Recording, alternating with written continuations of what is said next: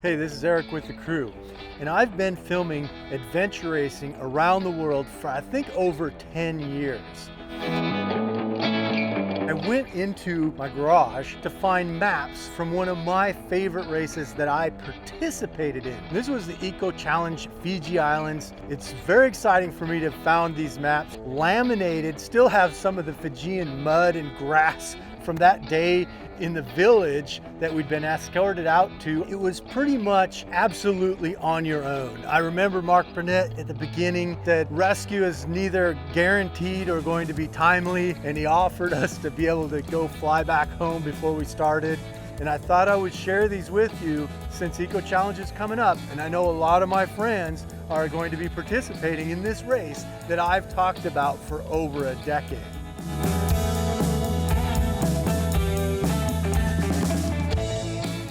Number one, the jungle is cold.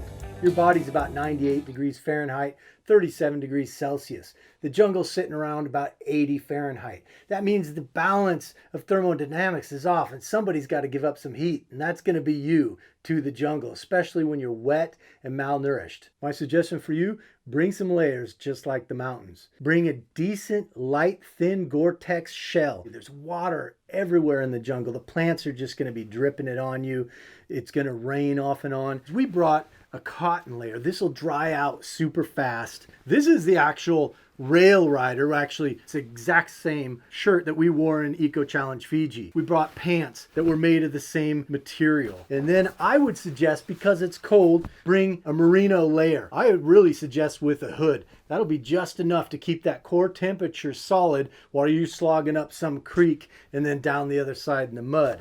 And of course, get your jersey over the top of it. This is the actual jersey that I wore during Eco-Challenge. So follow me through the rest of these. Here's a bonus for you. Again, jungle is cold. You're going to go down for an hour or so each day to keep your body recovered and be able to function on an 8 to 10 day race. First thing we want to do is get our nasty clothes off, get our pack off, but everything was muddy on the ground. So your map, which is laminated, now becomes your doormat. And set it on your doormat, keep it clean. Your sleeping bag would be this silk cocoon. So this mylar would be our second layer. We drop the cocoon inside, and there you go. We'd have a double layered, very light to carry, and yet insulative sleeping bag. Shove it up in here at one end. If I wanted to, I could bring my pack. Here we go. So this, inside of this, is how we would sleep at night. This was our bedroom. Shake off your floor mat. And you got everything put together. Your map's a little dirty, but you're clean, your bag's clean, your feet are clean, your bedding's clean. So when you go down for that 1 hour, 2 hour, you want to really get a good sleep. So you do something like that, super fast, get moving with your team, and you keep moving on the course. Number two, the locals aren't always helpful. Now don't get me wrong, they're really nice and they'll try to take care of you.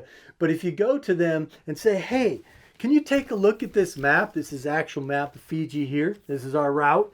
And I'd like to know how to go up through here. Do you think this is the best route I chose? Look at this thing.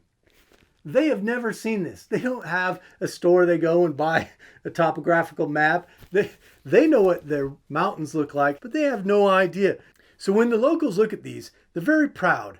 And they do know most of their area. They're going to look at this and they can't translate it to their terrain and their mountains. And they probably haven't even been in their mountains as deep as you're about to go. My suggestion to you, stay on your nav no matter what. Ask some questions, back it up with more nav.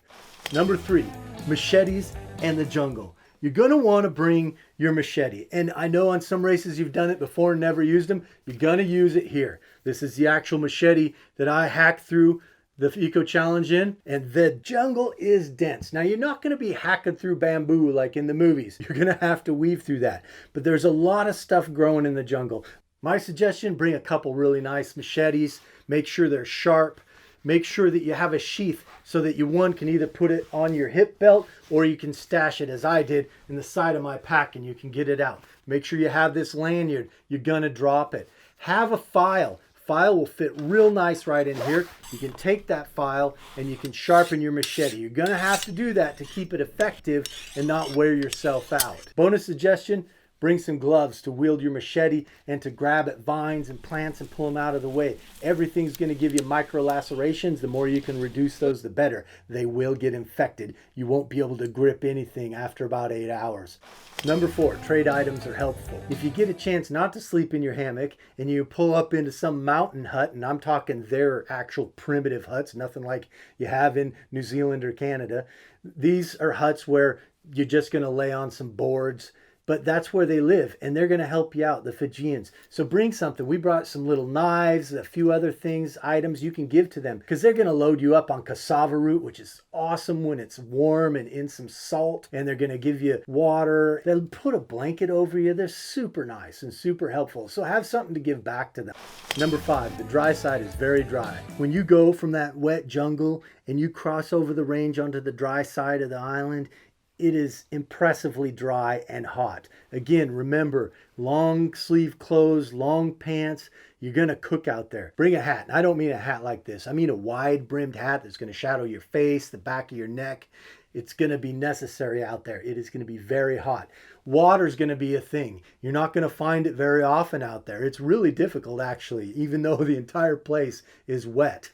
I would suggest bring something like this. Back in the day, we had a pump filter. This life straw would be amazing to use. I wish I had it back then. Your sources of water on the dry side are going to be less than ideal. They're going to be pretty gnarly, pretty nasty. You're going to get out into some areas where you're probably going to have livestock. Pack up your water, conserve it, and then know how to get some more when you need it.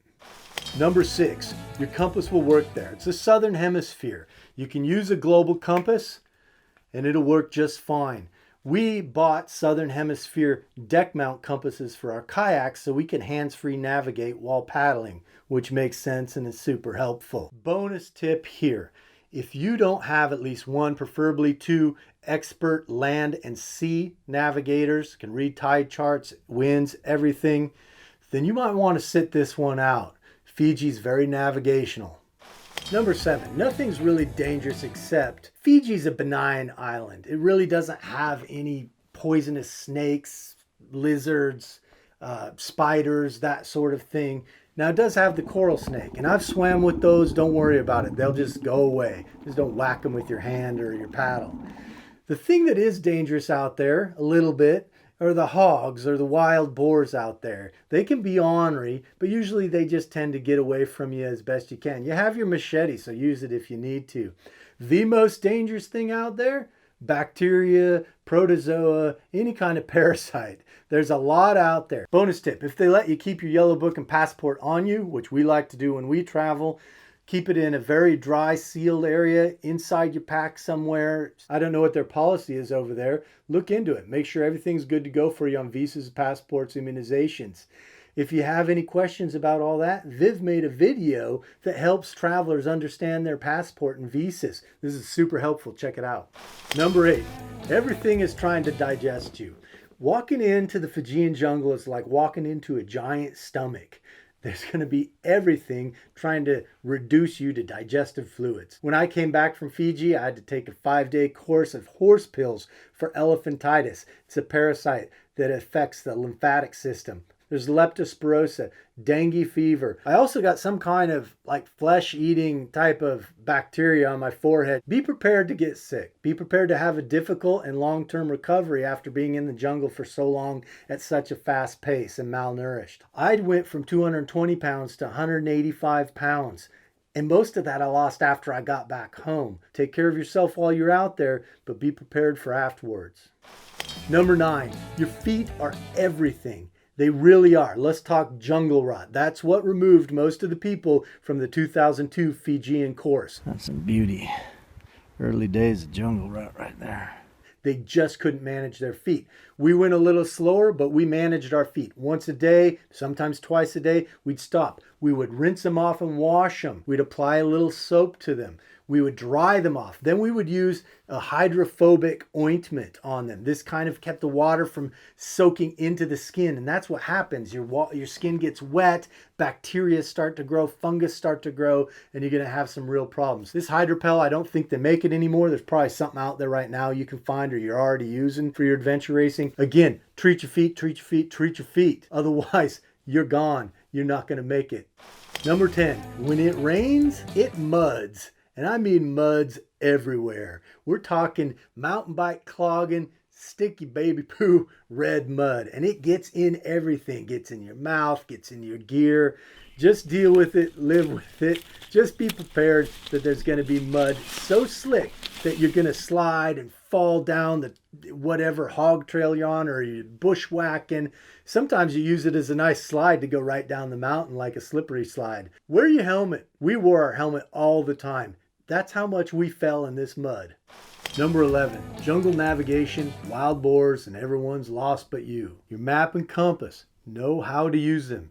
It's tricky in the jungle. Everything looks the same, and when it gets dark, it gets really difficult. Understand your macro navigation and really know your micro navigation at night. You're going to be following your contours. You're going to be following terrains, slopes. Really understand how to do that. Navigation was going to be so tricky in Fiji when we were there in 2002.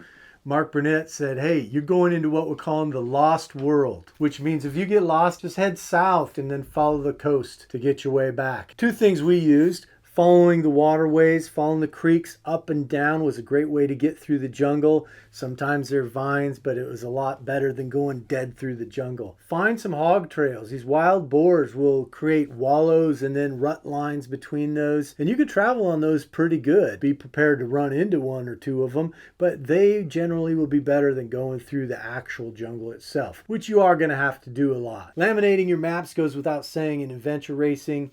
Make sure you do it. Everybody was laminating them at the start line. You can still see some of the mud from the starting line of Fiji 2002 laminated into my maps. They're easy to access. You can fold them, stuff them, hand them to your partner. You can sit on them. Really do some heavy duty lamination. Everything rots in the jungle, including paper. Here's a bonus tip. Now I know all of you are pretty good navigators, but know how to resection or triangulate on the map to find where you're at. This is going to come in super handy out there. You're going to get lost and you're going to have to find yourself. There aren't a lot of features out there in the jungle, or you can't see through the canopy. So be able to do it off of 2 points. Learn how to do that. It'll help. A lot of you know how to land navigate, but haven't spent a lot of time on your sea navigation. Make sure you understand this and how it works. We spent a lot of time studying the tide, the weather, the currents to understand how we were going to be able to navigate this region. Go out and practice it. You're going to be out on the water, and it might not always be during the day. We had to sea kayak for most of the night one night, and that is tricky. Learn how to do it.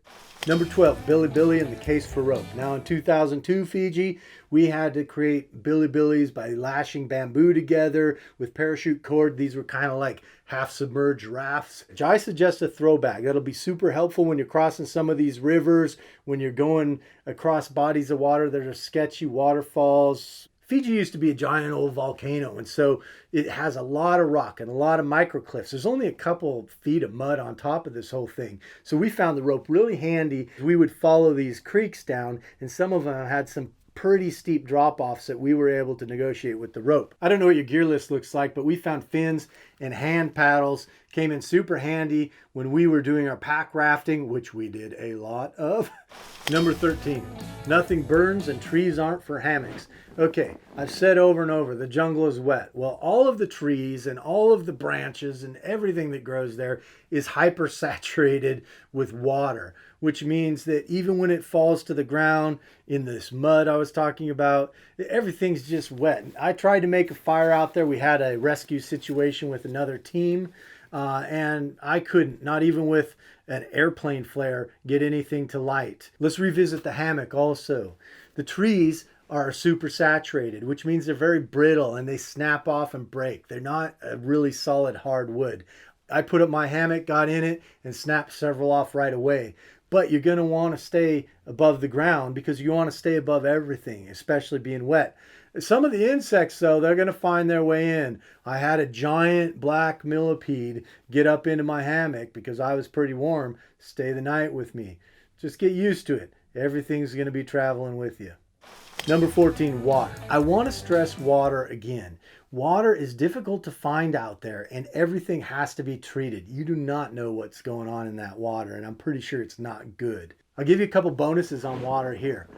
The vines in the jungle, if you cut them open, will literally, like in the movies, have water flowing out of them. You can really get some good water out of some of those vines. Just start hacking them, and the ones flowing with water are good to go. Okay, here's a water super tip we utilized out in Fiji.